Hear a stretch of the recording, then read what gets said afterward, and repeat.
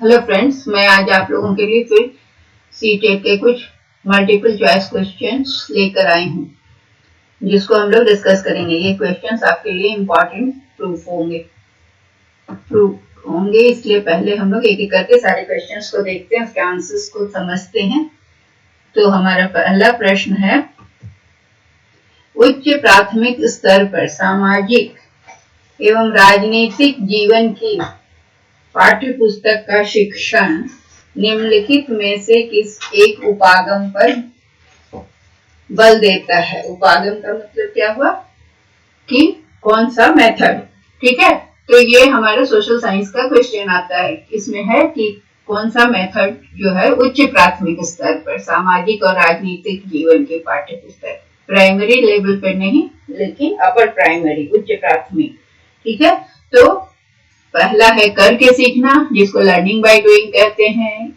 ये छोटे बच्चों के लिए बहुत अच्छा है। अवधारणाओं के संश्लेषण से सीखना, कॉन्सेप्ट के सिंथेसिस, संश्लेषण मतलब सारे कॉन्सेप्ट को सिंथेसाइज करके सीखना, या वास्तविक जीवन की स्थितियों से सीखना, या परिभाषा द्वारा सीखना। तो हमारे यहाँ पर आंसर होगा कि हम कैसे सीखेंगे। उच्च प्राथमिक स्तर पर सीखने का जो तरीका होता है वो वास्तविक जीवन की स्थितियों से सीखना होता है। ठीक है, तो हम इसका आंसर क्या होगा हमारे लिए? आंसर है थर्ड। ठीक है, तो हम वास्तविक जीवन से सीखते हैं, क्योंकि जब हम उच्च प्राथमिक स्तर पर पढ़ाई करते हैं, शिक्षा ग्रहण करते हैं, तो हम बहुत कुछ देख कर समझ कर सीखते हैं। ठीक है, तो अगला क्वेश्चन पे हम चलते हैं।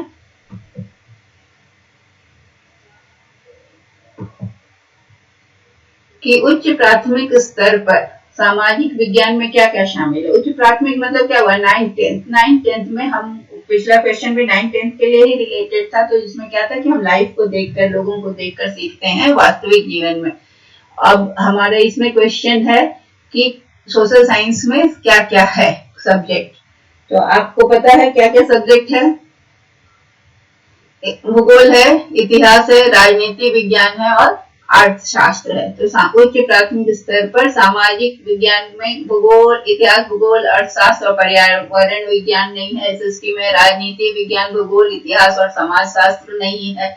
इतिहास, भूगोल, राजनीतिक विज्ञान और पर्यावरण विज्ञान नहीं है। क्या क्या है? भूगोल है, इतिहास है, राजनीतिक विज्ञान है, राजनीति विज्ञान है और अर्थशास्त्र है। तो हम लोगों सोशल साइंस में, सोशल स्टडी में आप ये चार चीज पढ़ते हैं ना 9th में, तो इसका आंसर होगा ए। नेक्स्ट क्वेश्चन, वृद्धि और विकास में कौन सा कथन असत्य है? ठीक है, वृद्धि और विकास, वृद्धि क्या है? ग्रोथ एंड डेवलपमेंट के संबंध में कौन सा कथन असत्य है? मतलब 3 सत्य है, 1 असत्य है। तो आपको जो गलत है उसको बताना है। विकास सार्थक वृद्धि के अभाव में संभव नहीं है।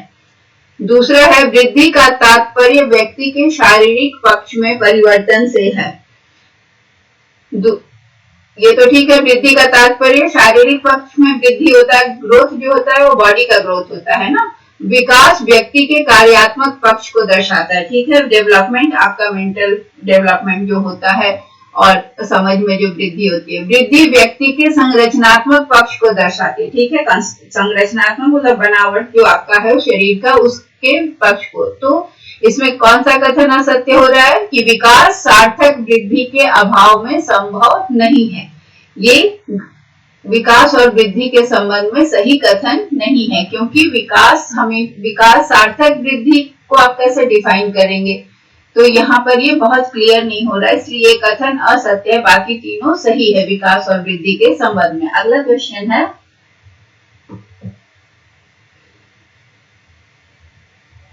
सक्रिय अनुक्रिया अनुबंधन सिद्धांत के अंतर्गत अधिगम का संबंध है। उद्दीपक अनुक्रिया, अनुक्रिया अनुक्रिया, उद्दीपक उद्दीपक, अनुक्रिया उद्दीपक। तो stimulus response, response response, stimulus stimulus, अनुक्रिया उद्दीपक। तो इसका आंसर है हमारा क्या है? अनुक्रिया उद्दीपक।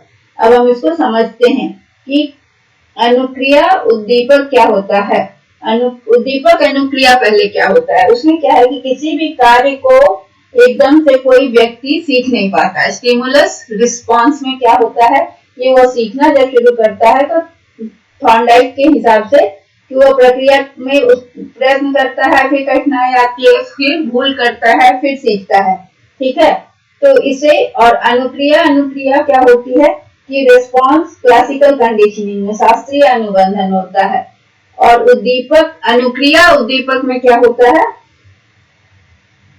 कि आप किसी भी अनुक्रिया का क्या मतलब हुआ कि आप कंडीशन रिस्पॉन्स जिसको कहते हैं कि सीखना एक शास्त्रीय क्लासिकल कंडीशनिंग में सीखते हैं पहले एक अनुकूलन अनुक्रिया है और इस क्रिया के उत्तेजना की पुनरावृत्ति होती है। क्या होती है कि इसको संबंधवाद का सिद्धांत भी कहा जाता है। किसी उद्दीपन से अनुक्रिया से इस प्रकार संबंधित होता है कि भविष्य में फिर उद्दीपक अनुक्रिया में क्या होता है, जब वो पहला कब बता रहे हैं कि जब वो उद्दीपक आएगा तब उसमें वो अनुक्रिया घटित होगी। मतलब जब जैसा था उसमें क्या कि भोजन को देखकर बिल्ली वो अनुक्रिया को दोहराती है। तो थॉर्नडाइक के अनुसार क्या होता है कि अनुकूलन अनुक्रिया होता है। अनुक्रिया उद्दीपक क्या होता है कि जब आपका कार्य अनुक्रिया तब आप करते हैं जब आपको फिर से वो उद्दीपक मिलता है। ठीक है, तो ये आपका यहाँ पर इसका आंसर होता है अनुक्रिया उद्दीपक। ठीक है, उसमें है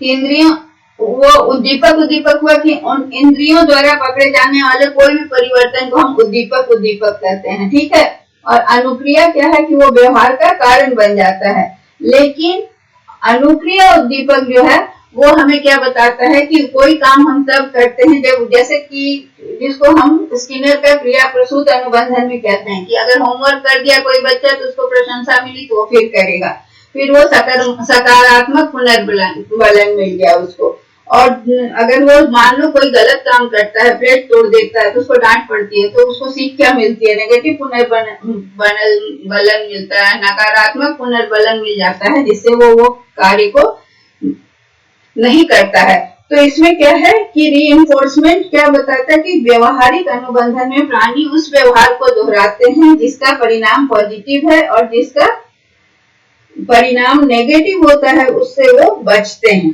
ठीक है, तो ये हो गया आपका, जैसे चूहा से दिखाया था स्किनर ने कि लीवर को दबाने से खाना मिलता है, तो वो बार बार फिर क्या करता है कि जब लीवर दबाता है तो उसको खाना मिलता है। तो अनुक्रिया उद्दीपक से प्रभावित होता है और बार बार वो अनुक्रिया होती है जिससे में उसको रिस्पॉन्स मिलता है। अगला क्वेश्चन है,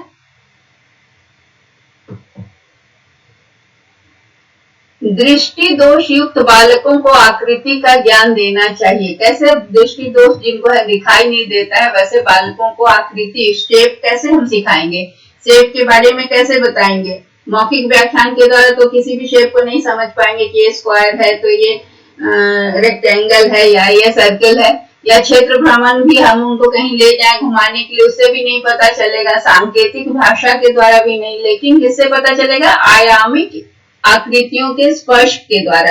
उनको रेक्टेंगल बना के लकड़ी का कागज का और उनको स्पर्श कराया जाएगा 3 डायमेंशनल आकृति से। उनको जब वो उसको टच करेंगे तब उनको समझ में आएगा कि ये रेक्टेंगल है, ये ट्रायंगल है, ये सर्कल है।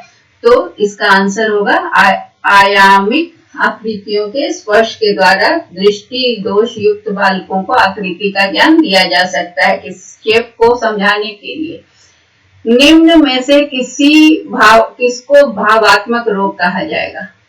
ठीक है, इसमें क्या क्या है? ब्रह्म शक्ति, मानसिक मंडल, उत्साह, विषाद, मनोविकृति, मनोविदलता। ब्रह्म शक्ति में क्या होता है? Eternal power. मानसिक मंडल माइंड का। भावात्मक रोग किसको कहेंगे? उत्साह, विषाद, मनोविकृति।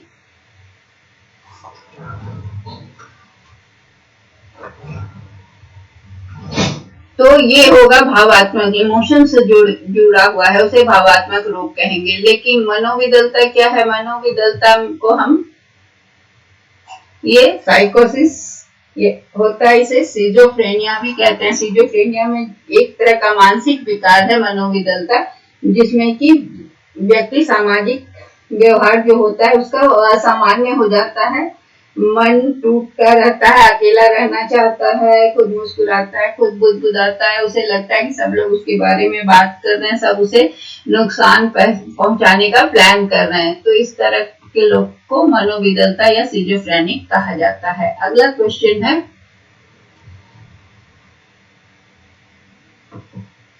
निम्न में से कौन सा कथन सही नहीं है? 4 में से एक कथन सही नहीं है, आपको वो चुनना है। सर्जनशीलता किसी भी कला में मौलिकता होती है। सर्जनशीलता क्या होती है? क्रिएटिविटी। तो किसी भी नई चीज को, कोई भी नया चीज जो बनता है एकदम नया, तो उसको हम सर्जनशीलता या सृजनात्मकता कहते हैं। सृजनात्मक में बिल्कुल नवाइस, बिल्कुल नया आइडियाज आता है। इसके लिए चिंतन आवश्यक नहीं है। सृजनशीलता किसी भी किए गए काम का एक नया परिणाम होता है। सही, सृजनशीलता में समाज किसी समूह, सृजनशीलता में नहीं होगा यहाँ। सृजनशीलता समाज के किसी समूह के लिए उपयोगी होनी चाहिए, मतलब कुछ भी नया चीज होता है जो कि उपयोगी होता है। और दूसरा है कि इसके लिए, तो यहाँ पर कौन सा कथन सही नहीं है? इसके लिए चिंतन आवश्यक नहीं है। नहीं, बिल्कुल इसके लिए चिंतन आवश्यक है, तभी तो कोई नई चीजों का निर्माण होता है, सृजन होता है। तो सृजनात्मकता हमेशा नई चीजों का प्रादुर्भाव करता है। अगला है, शिक्षा का नवोन्मेष। नवोन्मेष का अर्थ है, जिसको हम क्या कहते हैं? Innovation, innovative education. शिक्षा नवोन्मेष, इनोवेटिव एजुकेशन आप पढ़ रहे हैं, तो इसमें क्या है? कक्षा में पढ़ाने की नवीन विधियां, अनुदेशन की विशेष यंत्रों का प्रयोग, शिक्षण के विभिन्न अभ्यास, शिक्षण तकनीकी नवीन साधनों की खोज। ये है कि शिक्षण तकनीकी, एजुकेशनल टेक्नोलॉजी में नवीन साधन का जो खोज होता है, इसे हम इनोवेशन इन एजुकेशन कहते हैं, नवोन्मेष कहते हैं। ठीक है, तो इसका आंसर है 4।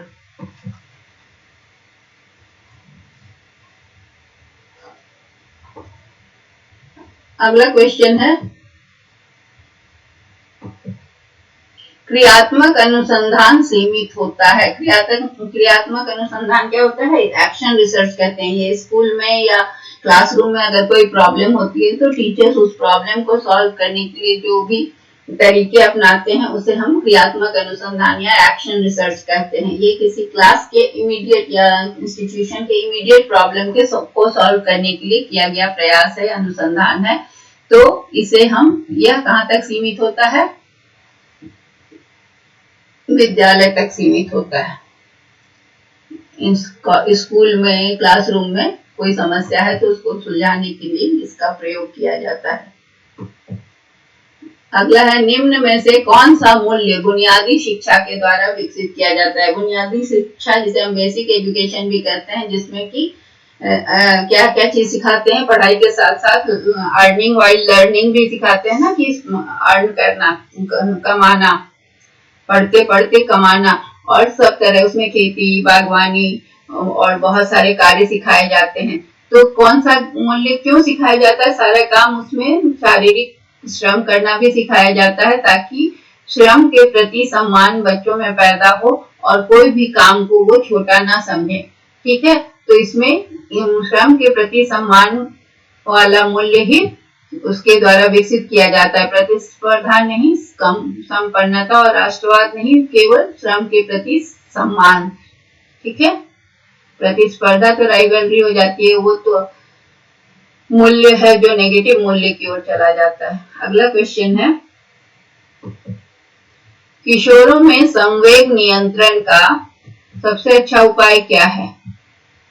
तो पहला है शोधन, दूसरा है दमन, तीसरा है प्रक्षेपण, चौथा है युक्तिकरण।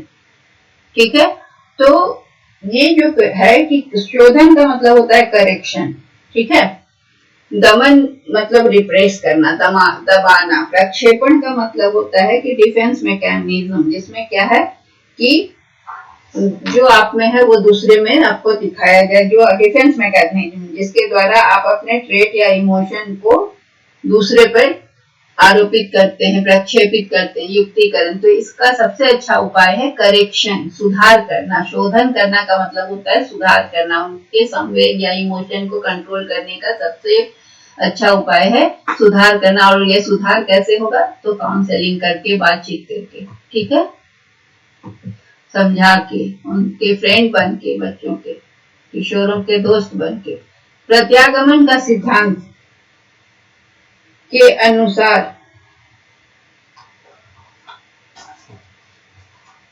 क्या होता है? प्रतिभाशाली माता पिता की संतान प्रतिभाशाली होती है। माता पिता की संतान अंतर्मुखी होती है। प्रतिभाशाली, यहाँ छूटा हुआ है, प्रतिभाशाली माता पिता की संतान अंतर्मुखी होती है। प्रतिभाशाली माता पिता की संतान मंद बुद्धि होती है।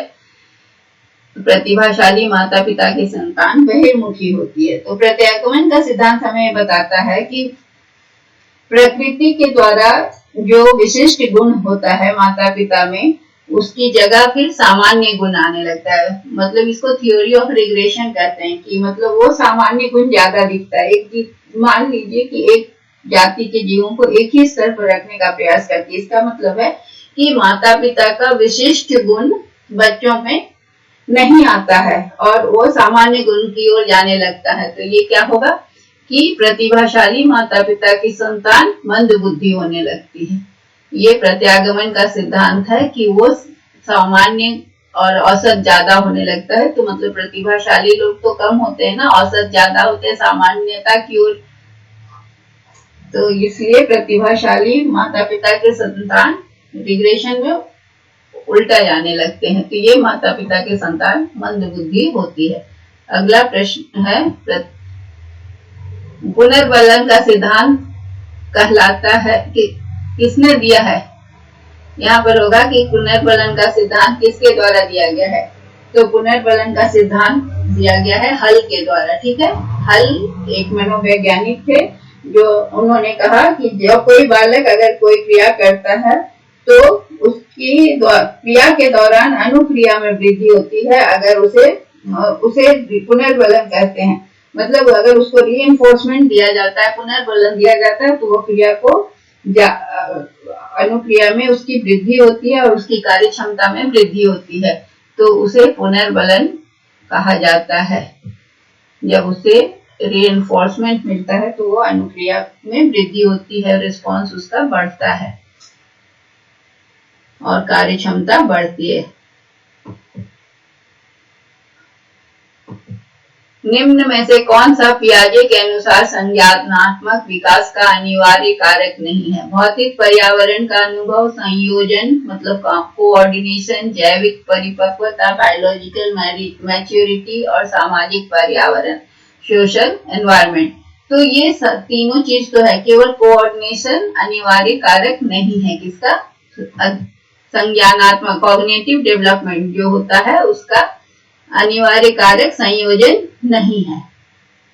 अगला क्वेश्चन है, निचली कक्षाओं में शिक्षण की खेल पद्धति मूल रूप से आधारित होती है किस चीज पर? तो शारीरिक शिक्षा कार्यक्रमों के सिद्धांत पर, शिक्षण पद्धतियों के सिद्धांत पर, विकास एवं वृद्धि के मनोवैज्ञानिक सिद्धांत पर या शिक्षण के समाज शास्त्रीय सिद्धांत पर। तो इसका आंसर है क्वेश्चन नंबर 15 का 3, विकास एवं वृद्धि के मनोवैज्ञानिक सिद्धांत पर, ठीक है। क्योंकि जब खेल पद्धति होता है, शिक्षण में खेल कूद स्पोर्ट्स को लाया जाता है, तो उससे बच्चों का विकास और वृद्धि दोनों होता है। कैसे? शारीरिक विकास होता है, वृद्धि होती है शारीरिक, और विकास होता है टीम की भावना और मूल्यों का विकास होता है, पर्सनैलिटी में विकास होता है खेलने से, जब वो बच्चे मिलजुल कर खेलते हैं, ठीक है। ये तो कर चुके, अब हम लोग आगे क्वेश्चन नंबर 16। एक बच्चा अतीत की समान परिस्थिति में की गई अनुक्रिया करता है। यह किससे संबंधित है, कौन सा नियम से संबंधित है, आपको बताना है। इसमें है सीखने का सादृश्यता नियम, सीखने का प्रभाव नियम, सीखने की प्रक्रिया का अभिवृत्ति नियम, सीखने का तत्परता नियम। तो सादृश्यता नियम क्या है कि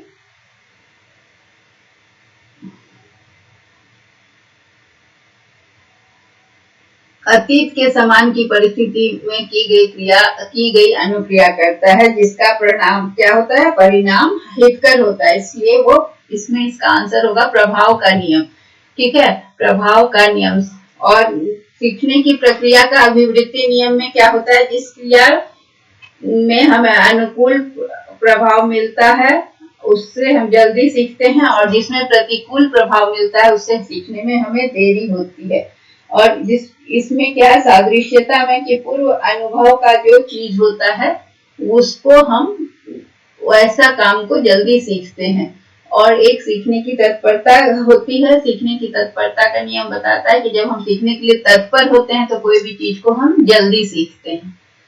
तो ये प्रभाव का हो गया कि परिणाम जिसका हितकर होता है उसे हम ज्यादा अच्छे से करते हैं। ठीक है, अगला क्वेश्चन है,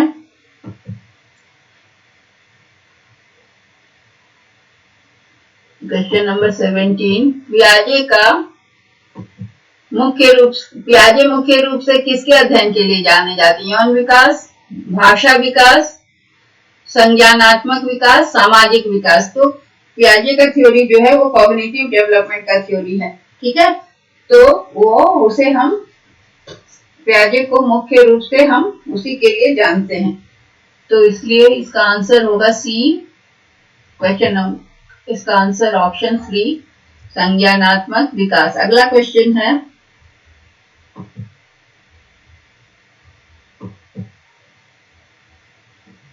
जब मानव के शरीर के एक भाग को दिए गए प्रशिक्षण का अंतरण दूसरे भाग में हो जाता है तो इसे क्या कहते हैं। एक मतलब शरीर के एक पार्ट में ट्रेनिंग दिया गया, वो ट्रेनिंग दूसरे पार्ट में अपने आप ट्रांसफर हो जाता है या चला जाता है, तो उसे हम उसे क्या कहते हैं। तो क्षैतिज अंतरण क्या होता है, क्षैतिज अंतरण में क्या होता है कि प्रशिक्षण जो भी हम ट्रेनिंग लेते हैं उसका ट्रांसफर क्या होता है, सिमिलर काम में आराम से हो जाता है। मतलब उसी तरह का काम फिर करना होता है, या सिमिलर सिचुएशन में जब हम करते हैं तो वो सीखा हुआ उसमें भी हम अपना लेते हैं। ठीक है, तो इसे हम क्षैतिज अंतरण कहते हैं। जैसे कि हम साइकिल चलाना सीखते हैं तो फिर हम स्कूटी भी चलाना सीख लेते हैं, क्योंकि वो सिमिलर टाइप का है। साइकिल चलाने वाला स्कूटी अच्छे से जल्दी से चला लेता है। ऊर्ध्व अंतरण में क्या होता है कि हम किसी भी तरह का या सिमिलर और सेम टाइम में ज्यादा अगर किसी चीज को हम थोड़ा ज्यादा कॉम्प्लेक्स, ज्यादा जटिल है, उसको भी सॉल्व कर ले सकते हैं पहले की लर्निंग से। पहले अगर हमने कोई चीज सीखा है और उससे थोड़ा डिफिकल्ट चीज को हम सॉल्व कर पा रहे हैं तो उसे हम वर्टिकल लर्निंग कहते हैं। ठीक है, कि कोई भी समस्या को अगर हमने पहले सीख लिया है, मान लो कि टेबल सीख लिया है और उसके बाद हमें टेबल याद है तो हम मल्टीप्लिकेशन और डिवीजन भी उससे कर ले रहे हैं। तो टेबल सीखना और मल्टीप्लिकेशन और डिवीजन करना थोड़ा उससे डिफिकल्ट है, तो उसको जब हम करते हैं तो इसे हम वर्टिकल या ऊर्ध्व अंतरण कहते हैं।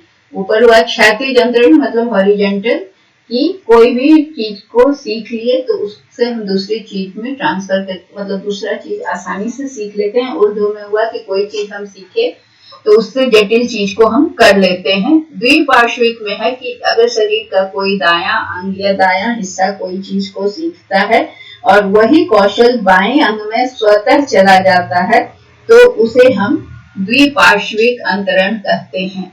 ठीक है, तो मतलब राइटिंग अगर हमने सीखा और वही राइटिंग हम बाएं हाथ से भी कर लें तो उसे द्विपार्श्विक अंतरण कहते हैं। अगला है उपरोक्त में से कोई नहीं। तो एक शरीर का एक भाग को दिया हुआ प्रशिक्षण का अंतरण दूसरे भाग में हो जाता है तो उसे हम क्या कहते हैं, बॉडी का एक पार्ट से दूसरा पार्ट द्विपार्श्विक अंतरण। क्लियर है।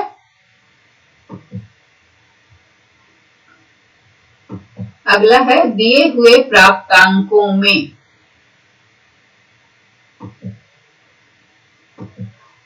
के समूह में जो प्राप्तांक बहुधा सबसे अधिक बार आता है उसे क्या कहते हैं? तो मध्यमान क्या है?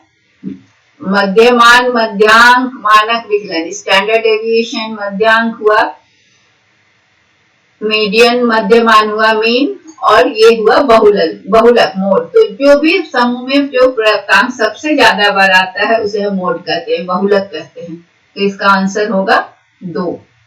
सेंट्रल टेंडेंसी का जो है केंद्रीय प्रवृत्ति का ये समान है तीनों, मीन, मीडियन और मोड। उसमें जो सबसे ज्यादा बार आता है उसे हम मोड कहते हैं। अगला क्वेश्चन है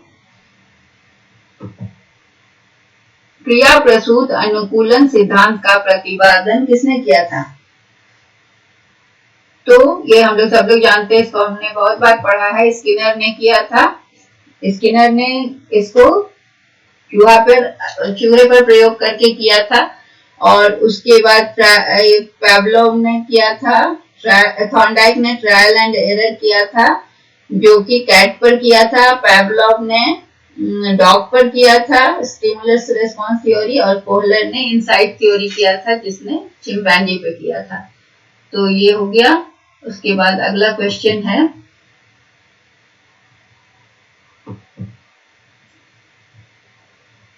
एल्बर्ट बांडुरा ने का नाम किस सिद्धांत से संबंधित है? बांडुरा, उन्होंने व्यवहारात्मक सिद्धांत नहीं, सामाजिक अधिगम का सिद्धांत दिया था, सोशल लर्निंग थ्योरी। ठीक है, विकास का संज्ञानात्मक सिद्धांत तो पियाजे का दिया था। तो इन्होंने बांडुरा ने क्या लिखा था, सिद्धांत दिया था कि दैट पोर्शन ऑफ किसी भी व्यक्ति के नॉलेज एक्विजिशन का वह पोर्शन किससे जुड़ा होता है? वो डायरेक्टली किससे जुड़ा होता है? तो जिस समाज के इंटरेक्शन में, जिस समाज में वो इंटरेक्ट करता है, मिलता जुलता है, या जिससे वो सोशल इंटरेक्शन करता है, जहां वो रहता है, जिनसे मिलता है, और जो वहां मीडिया है उसके प्रभाव से उसका क्या है कि इंडिविजुअल का नॉलेज उससे अक्वायर होता है, वो ज्ञान उससे प्राप्त करता है। तो इसीलिए सामाजिक परिवेश और मीडिया से ज्ञान मनुष्य प्राप्त करता है, ये सिद्धांत अल्बर्ट बांडुरा ने दिया था।